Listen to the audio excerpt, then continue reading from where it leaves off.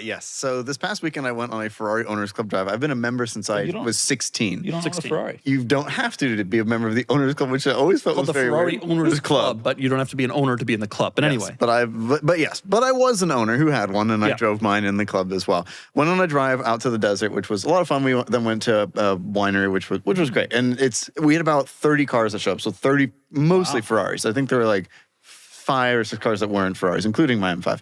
But we would stop periodically, and all 3 times I ended up behind someone different, but the cars were the same. It was a 355 and a 550. And I gotta say, it's like after all the pain I went through with mine, which we were both present for, that is a really special car, and I still want one.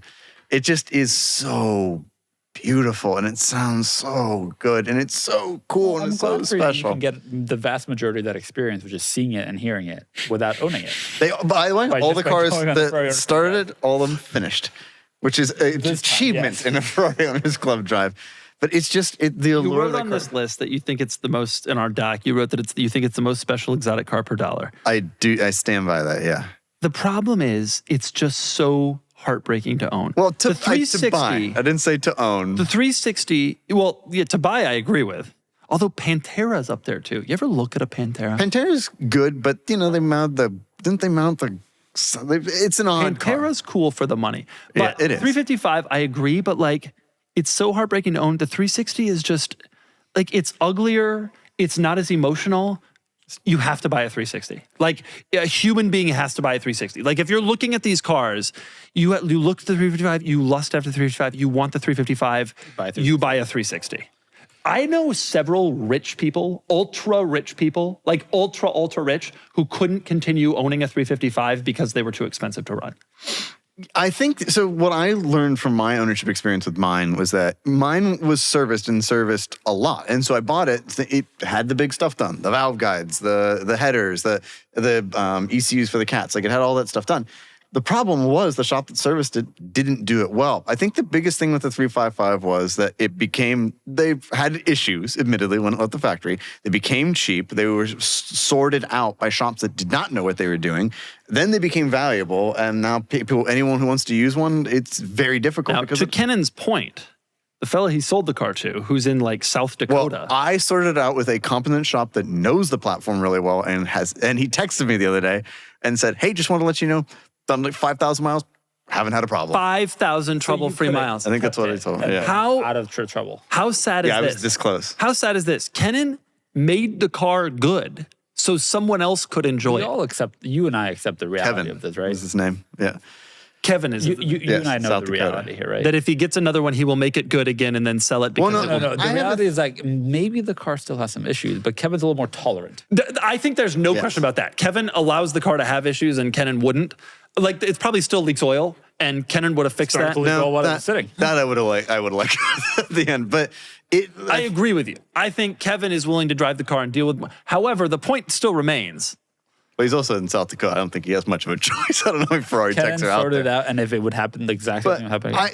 In my opinion, the only way to own one of these cars is I think you want to buy one with low mileage. You want to buy one that's been sitting for a really long time. Then you want to take it to your mechanic, have someone who is good, who really knows the car, have them do the big service on it, and then you have a shot at it. The problem is, I just can't imagine putting 40 grand, which would be a sitting for a while update, into this car. Probably like 25, I think is probably what it would An engine out major's like 15. Well, no. Then you got to do headers, then you got to do valve guides, then you got to do just to do the belts. ECUs, then the oil's leaking, and then Kevin from South Dakota calls and says the leather top is flapping. I don't know what. Well, I replaced the top, but that's the tonneau cover also. 40's right. 40's right. Yeah, I think it's a lot of money to put into just a V8 for a serial production V8 Ferrari. Yeah, but look at that. Look at it. I Coupe, agree. It's a beautiful well, car. mine was lovely. But it just... There's some, that car is... Can you get the Barbie one while we talk about this? Yeah, of course. I don't really even know how to describe it. It is so special. And to see it out there is just like... I agree. God, that is a beautiful... Go back to that last. Damn. Yeah, that almost makes you want the convertible. Now, you know who had the convertible? Is Barbie. Yes. When Kennan bought his car, I got him this. and it's a Barbie version of a 355, badged as the 355 GTS, even though actually it's a Spider. And they used the correct script, but not for Ferrari. Just the F355 and GTS Ferrari is was correct. separate trademark. No, this was an official trade. Well, yes, but Oh, this no, was this was officially definitely licensed licensed by from Ferrari. SPA. I mean, it's very, very well done. And it's even got seatbelts so that Barbie It's can have a surprisingly safe accurate. ride. I think hers was a manual. Rosso Corsa too. It's a 3-ped? Yeah, hers Oh, was Rosso yeah, Corsa. gated. Mine wasn't. No, but, Rosso Corsa red over tan gated. This is the one you want. Previously owned by Barbie, ladies and gentlemen. But I also think I realized sound I like want a Craig later Jackson. one, and I want one in the color I wanted. I wanted Rosso Corsa, and famously, I bought this car. The dealer I bought it from made it look like Rosso Corsa. It showed up, and it was not. It was a completely better different color. color. But it was a good color, I have to say. Rosso Barchetta is lovely. So- but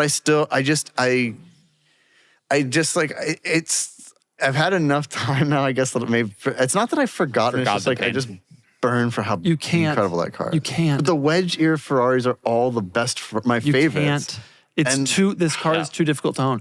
To own one of these and use it like you want to use it, you have to have a budget that is absolutely massive. It has to be.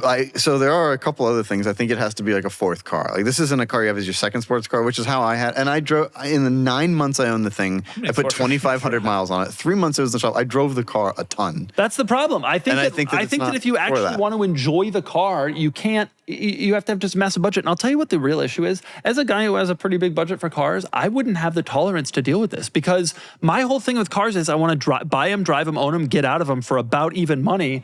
That you can't do that with one of these. He made money, for the record. Kennan made money because he presented it beautifully and did all this work, but he almost didn't make money, and it's still and he's got out by the skin of his teeth, which is great. And I wouldn't guarantee it. And the longer you own this car, the less likely you are to make money because you start doing another major and you start doing headers for the 7th time. Or it needs and it the next again. thing you know, you're $80,000 million into a car that's worth 46. And you drove to San Marcos like 20 times, and that's too 20 many times. It was not 20. It No, was but you would. 12, in like but a year. Okay.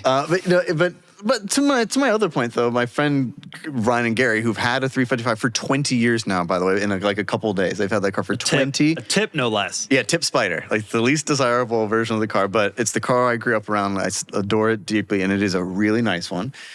They have the only issues they ever had was when the alternator was nicked by somebody who was servicing the car and did it improperly. The only time that Wait, car has didn't ever it given break them down problems. when they were trying to load in at La Jolla Concours and the transmission wouldn't go into gear? That was another bad service. The latch on the trunk was not done. I tightened a bolt by hand, fixed it. And if you got to tighten bolts, that's I don't have to do that in my Camry. It's all bolts. But genuinely, that car really has not given them problems in 20 years. And How much money have they put into that car? A ton. I think counting. I didn't break think down over for me. 20 years, it's about $100,000 is what they put into that car, 100 grand plus a purchase price, which was, 105, I think. 105. So they're $205,000 into a car that's worth what? I 60? think something like that. 60, 65. That's not a great proposition, to be totally honest. No, but if that, But but I have a then Ford GT, and they just spent nothing on it. yeah, but Ryan's scoffing right now, listening to this saying, "I've never owned a Ford." So because he's a I snob would rather like me. own a Ford than a Tip Spider. But the but 360 I will say this: the 550 in front of it. Also, I was like, oh, also an appealing car and discussed as being pretty reliable. Although I've started to get a little into 550s, and the forums say the 575 is the more reliable of the two. But then you have a problem. You have a tip. Or you have a conversion, or you pay up for a stick. There's no. I've thought about this Big up. every way. From every angle. There's no good angle unless you're willing to just deal with tip. And Yeah, that's which not. it's. I've driven the Tip one I drove that we sold on the site was honestly not bad. I was actually quite surprised at how well it shifted and how well it knew to do downshifts and things. Like it was actually God, that car weird. It looks was so good. It was more the 575 looks so suspension much that better bothered than me. 550. It's wild to me. I would totally obviously rather disagree. have a 550 but it looks so much better. The 5 spokes, the tighter corners, just little stuff. Yeah. I disagree. I like the 550 more, but I like the fangs and I like the fog lights, and this one doesn't have fog So lights. much Ferrari talk. All right, fine. Anyway. Give us some Bugatti talk, Filippo. Are you ready for your next cool car? Sell your enthusiast car on Cars and Bids. Trading in your car to dealers means you aren't getting the market value for your car, leaving you with less cash for your next fun car. Just look at our recent sales of these cool cars compared to trade-in values. This was a trade-in offer, and this was the Cars and Bids result. This is a trade-in offer, and this is the Cars and Bids result. This was a trade-in offer, and this was the Cars and Bids result. Get started now and sell your car on carsandbids.com and join the best community to sell your enthusiast car.